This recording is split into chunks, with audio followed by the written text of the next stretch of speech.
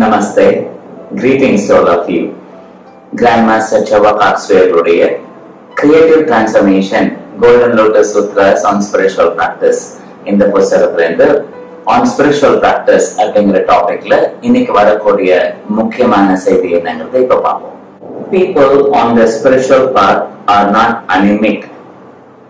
They must be sharp, strong and courageous.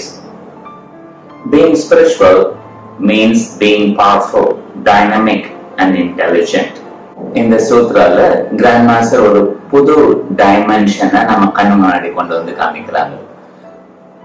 ஆன்மீகமா வாழக்கூடிய நிலையில இருக்கிறவங்க எப்படி இருப்பாங்க, பொதுமக்களோட கண் பார்வை எப்படி இருக்கும், உண்மை என்னங்கிறது அதுல இருந்து மாறுபட்டு எப்படி இருக்கு அப்படிங்கறத இந்த சூத்ரா மூலமா விளக்க முயற்சி பண்றாங்க. People in the spiritual path are not anemic அப்படின்னு சொல்லிட்டாங்க. அனிமிக்னா அது ரத்த சோகை வந்து ரொம்ப ஒரு மாதிரி சோர்ந்து போயிட்டு இப்படி கும்பிட்டுட்டு மெதுவா ஒரு வயசான தாத்தா மாதிரி பாட்டி மாதிரி நடந்து போகக்கூடிய அந்த நிலை இருக்கு இல்லையா, ஒரு நத்த போற மாதிரி நகர்றது, ஸ்லோவா இருக்கிறது, பொறுமையா பேசுறது, இதுதான் ஆன்மீகம் அப்படின்னு நினைச்சிருந்தீங்கன்னா அப்படி கிடையாது. அந்த ரத்த சோகை மாதிரி இருக்கிறது ஆன்மீகம் கிடையாது. அப்ப வேற எப்படி sir? People in the spiritual path are strong, sharp, courageous அப்படின்னு சொல்லிட்டாங்க. ஷார்ப்னா ஒரு கூர்மையான அறிவு கொண்டவங்க. ஸ்ட்ராங் சொல்றது பிசிக்கல் பலத்தை மட்டும் சொல்லல, அந்த வலிமை சொல்லுவாங்க இல்லையா, இன்னர் ஸ்ட்ரென்த் கொண்டவங்க. தைரியம் வந்து அவங்களுக்கு உயிர் மூச்சு மாதிரி கரேஜியஸா இருப்பாங்க. ஆன்மீகமா முன்னேறினவங்களுக்கு முன்னேறிக்கிட்டு இருக்கிறவங்களுக்கு தைரியம் வந்து உயிர் மூச்சு மாதிரி அவங்களுக்கு.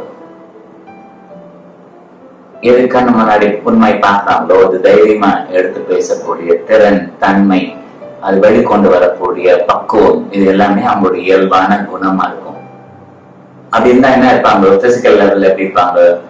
அவங்க வந்து டைனமிக்கா இருப்பாங்க. டைனமிக்கா மட்டும் இல்ல, பவர்ஃபுல் அண்ட் இன்டெலிஜென்ட். அப்ப அவங்க வாழ்ற வாழ்க்கை எப்படி இருக்கும்? டைனமிக் தான், மாறும் தன்மை கொண்டதா இருக்கும்ல. ஒரு பேட்டர்ன்ல வாழ்வாங்கன்னு சொல்ல முடியாது. பேட்டர்னா எப்படி?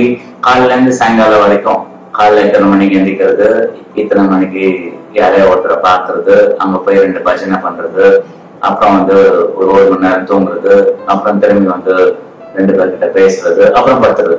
இந்த மாதிரி ஒரே பேட்டர்ன் ஆஃப் லைஃப் இருக்காது. டைனமிக்கா இருக்கும், மாறும் தன்மை கொண்டதா இருக்கும்.